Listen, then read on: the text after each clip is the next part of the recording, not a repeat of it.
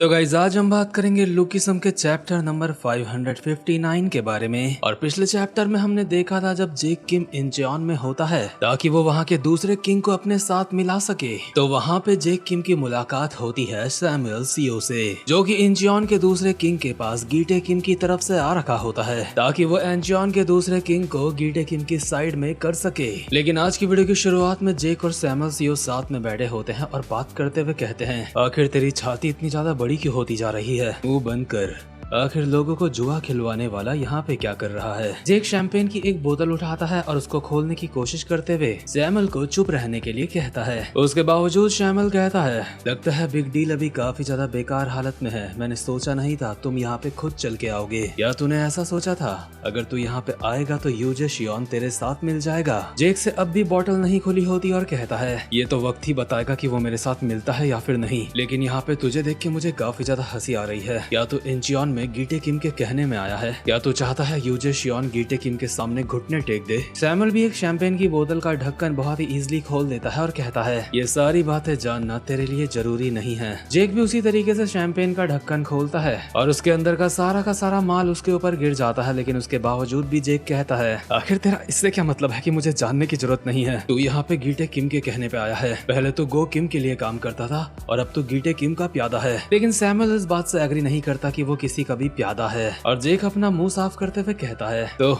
तू किसी के लिए काम नहीं करता क्या? तूने इसलिए वर्कर्स को छोड़ा था? अच्छा ये तो बता, आखिर तू राजा बनेगा कब जो तू हमेशा बोलता रहता है? सैमुअल अपने ग्लास में अल्कोहल डालता है और उसको देखते हुए एक ख्यालों में खो जाता है, जो कि एक पास्ट का सीन होता है जहाँ पे गो किम सैमुअल को कहता है, क्या तू इंचियोन जा रहा है? या तू ऐसा इसलिए कर रहा है क्योंकि गीटे किम के लोगों ने तुझे ऐसा करने के लिए कहा है? लेकिन तुझे जो भी कहा गया है तू उनकी बातों को इग्नोर कर सकता है। लेकिन सैमुअल जो भी शीशे में देख रहा होता है उसको देख के लग नहीं रहा होता कि वो गीटे किम के लोगों की बातों को इग्नोर करेगा, इसलिए गो अपना गेम कंट्रोलर सीधा फेंक के मारता है सैमुअल के ऊपर। हालांकि सैमुअल ने उसको एक हाथ से कैच कर लिया होता है और गो उसके ऊपर चिल्ला के कहता है, तू हरामजादे, क्या तू गीटे किम को इम्प्रेस करने की सोच रहा है? गो किम, मेरे पास ऐसी कोई भी वजह नहीं है जिससे मैं उसके इशारों पे नाचूं, लेकिन सिर्फ तब तक जब तक मैं उसको इस्तेमाल नहीं करना चाहता। इसलिए चिंता मत करो, मैं कभी भी किसी के नीचे नहीं आऊंगा। अभी हम वापस से प्रेजेंट मोमेंट में पहुंच चुके होते हैं जहां पे सैमुअल जेक को कहता है, जेक तू कुछ नहीं जानता, तू सच में कुछ भी नहीं जानता है। जेक अब भी अपना मुंह साफ कर रहा होता है और कहता है, अब ऐसे मत बोल, मुझे बता मैं क्या नहीं जानता, हम लोग दोस्त हैं। लेकिन सैमुअल उसको जवाब देता है, हम लोग कभी भी दोस्त नहीं थे बेटे। जेक फिर भी उससे पूछने की कोशिश कर रहा होता है आखिर वो क्या नहीं जानता, लेकिन सैमुअल उसको साफ साफ बोल देता है, दफा हो जा। और ये सब कुछ देखते हुए जेक अपने मन में बोल रहा होता है, मैं नहीं बता सकता आखिर इसके दिमाग में चल क्या रहा है, लेकिन कुछ तो बहुत ज्यादा अजीब है। मुझे ऐसा क्यों महसूस हो रहा है जैसे मैं कुछ बहुत जरूरी भूल रहा हूँ। असल में जेक जिसको भूल रहा होता है वो होता है लाइन मैन, क्योंकि जेक जिस कार पे बैठा होता है वो कार निकल पड़ी होती है और लाइन मैन कुत्तों की तरह गाली देता हुआ उसके पीछे भाग रहा होता है। इसके बाद सीन शिफ्ट होता है और हम देखते हैं एक बहुत ही ज्यादा मस्त होटल का सीन, जहाँ पे यूजे शियोन यानी कि इंचियोन का हाफ एज्ड किंग लेके आया होता है सैमुअल और जेक को, और इन लोगों के सामने इन लोगों को बहुत ही बढ़िया खाना ऑफर करता है। लेकिन जेकब भी एक बोतल खोलने की कोशिश कर रहा होता है और यूजे शियोन इन दोनों को कहता है, प्लीज खाना खा लो,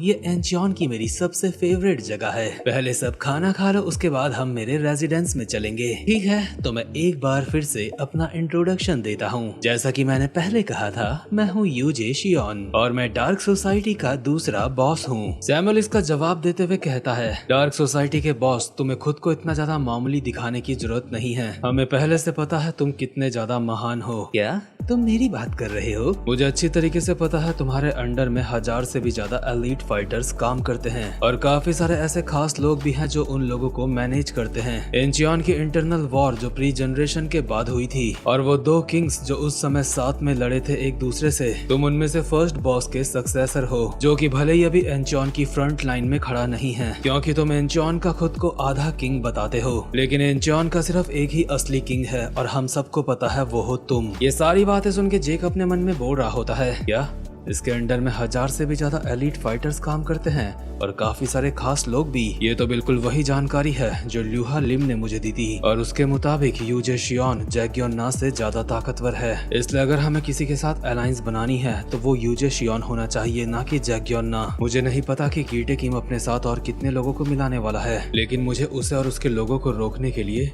और ज्यादा लोगों की जरूरत पड़ेगी। इसलिए हमें यूजे शियोन चाहिए, ना कि जैक्योन ना। ये सारी बात सोचने के बाद जेक अपना हाथ टेबल में पटकता है और उठते हुए यूजे शियोन से कहता है, यूजे शियोन, मैं सीधा मुद्दे की बात करता हूँ। वो बात यह है कि मैं तुम्हारे साथ एक अलायंस बनाना चाहता हूँ। लेकिन यूजे शियोन जेक से पूछता है कि आखिर तू गीटे किम के साथ फाइट करना क्यों चाहता है। जेक जवाब देता है, ताकि मैं उन्हें बचा सकूं जो मेरे लिए प्यारे हैं, यानी कि उन लोगों को बचा सकूं जो अंडरवर्ल्ड में है और मेरे काफी ज्यादा करीब हैं। और गीटे किम उन लोगों के लिए खतरा बन सकता है। लेकिन अभी गीटे किम के कंपैरिजन में जेक के साथ काफी ज्यादा कम लोग होते हैं, इसलिए जेक को अब भी डर है कि उसके साथ वाले लोग मारे जा सकते हैं। इसीलिए जेक यूजे शियोन को कहता है, प्लीज यूजे शियोन, अपनी ताकत से मेरी मदद करो ताकि हर कोई उसको बचा पाए जो उसके लिए प्यारा है। यूजे जेक की बात सुन के कहता है, लेकिन मुझे तुम्हारा ये ऑफर बिल्कुल भी पसंद नहीं आया। सैमुअल भी अपनी जगह से उठते हुए कहता है, मेरा ये दोस्त हमेशा ऐसी ही बड़ी बड़ी बातें करता रहता है। यूजे शियोन, मुझे अच्छी तरीके से पता है तुम्हें इसकी बातें पसंद नहीं आएंगी, क्योंकि तुम्हें इन फालतू चीजों की जगह पे असली नतीजे चाहिए। लेकिन मेरा ये दोस्त बोल रहा है ये अलायंस तुम्हारे साथ इसलिए बनाना चाहता है ताकि ये लोगों की रक्षा कर सके। लेकिन ऐसी बातों पे तो सिर्फ छोटी सोच के लोग ही आ सकते हैं। गीटे किम जल्द ही अंडरवर्ल्ड का किंग बन जाएगा।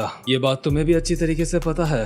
अगर तुम अंडरवर्ल्ड का किंग बनने में उसकी मदद करते हो तो वो तुम्हें बड़ा इनाम देगा। लेकिन अगर तुम गीटे किम के सामने हार नहीं मानते तो फिर। सैमुअल की ये बात सुन के यूजे शियोन एक स्माइल के साथ कहता है, सैमुअल सीओ, क्या तुझे ऐसा लगता है कि हम लोग शियोल से डरते हैं? लेकिन हाँ, तूने बात तो बिल्कुल सही कही। मेरे लिए गीटे किम ज्यादा सही रहेगा, क्योंकि मुझे असली नतीजे चाहिए, ना कि बड़ी बड़ी बातें। इसलिए गीटे किम की साइड वालों से मैं ये पूछना चाहता हूँ, अगर मैंने अंडरवर्ल्ड का किंग बनने में उसकी मदद करी तो वो मेरे लिए क्या करेगा? सैमुअल इसका जवाब देता है, तुम ये बात अच्छी तरीके से जानते हो, एक अंडरवर्ल्ड के किंग के अंडर में पूरा का पूरा अंडरवर्ल्ड आता है, और अगर तुमने गीटे किम की मदद करी तो वो तुम्हारे साथ बाकियों से अच्छा बर्ताव करेगा और तुम्हें वो असली नतीजे मिलेंगे जो तुम चाहते हो। सैमुअल की बात यूजे शियोन को काफी ज्यादा अच्छी लगती है, इसलिए जेक यहाँ से जाने लगता है और कहता है, लगता है मेरा अब यहाँ पे और कोई काम नहीं है। खाने के लिए बहुत बहुत शुक्रिया। यूजे शियोन सैमुअल से कहता है, क्या वो जा रहा है? क्या तुम्हारे दोस्त को इस तरह से जाने देना सही रहेगा? तुमने कहा मेरा दोस्त,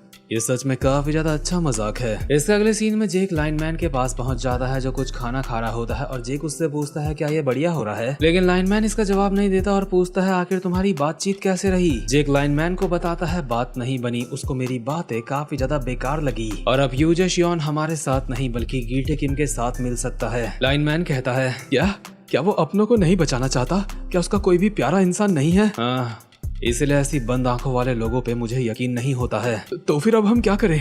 क्या हमें जैक्योन ना को पूछना चाहिए हमारे साथ काम करने के लिए? नहीं, अगर हम ऐसा करेंगे तो सबको लगेगा हम बहुत ज्यादा बेकार सिचुएशन में हैं। हाँ, लेकिन हम तो हमेशा ही बेकार सिचुएशन में रहते हैं ना। ये दोनों अभी बात कर ही रहे होते हैं, इतने में यहाँ पे एक बंदा आता है जो कि जेक को कहता है, तुम ही जेक किम हो, है ना? जेक इससे पूछता है तू कौन है, लेकिन ये इस बात का जवाब नहीं देता और जेक को कहता है मेरे साथ चल, कोई तुझसे मिलना चाहता है। और ये जो बंदा होता है ये डार्क सोसाइटी के नंबर 3 का बंदा होता है जिसका नाम है जावुन रियो। ये बंदा जेक को यहीं के फर्स्ट फ्लोर में लेके आता है, यानी कि इस होटल के, और कहता है आगे जा, वहाँ पे तेरा कोई इंतजार कर रहा है। जेक को समझ नहीं आता कि आखिर यहाँ पे उसका इंतजार कौन कर सकता है, बट अंदर जाते ही वो एक बार फिर से देखता है यूजे शियोन को। जेक ये देख के हैरान हो जाता है और कहता है कि तू तो सैमुअल सीओ के साथ मिल रहा था, तो तूने मुझे यहाँ पे क्यों बुलाया है? यूजे इसका जवाब देते हुए कहता है, सैमुअल सीओ यहाँ से पहले ही जा चुका है और मैं बस तुझसे थोड़ी देर और ज्यादा बात करना चाहता था। क्या मुझसे?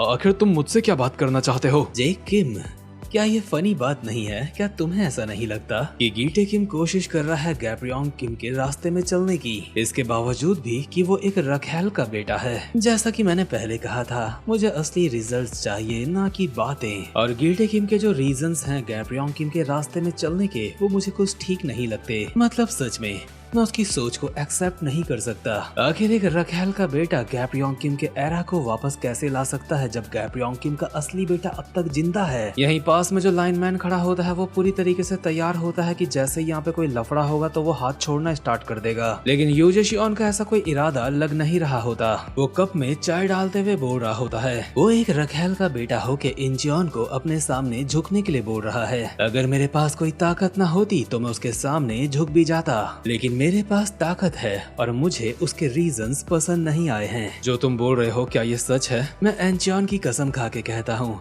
मुझे गैप्रियोंग की फिस्ट गैंग पसंद थी और उसकी वजह ये है मैंने सुना था वहाँ पे सब लोग बराबर हुआ करते थे। इसलिए जेक किम, मैं तुझे अपनी ताकत देने के लिए तैयार हूँ। जैसे गैप्रियोंग के पास एलाइट था वैसे ही जेक किम का एलाइट मैं बनूंगा। क्या तुम मुझे अपनी ताकत देने के लिए तैयार हो? सही समझे, लेकिन इस वक्त नहीं।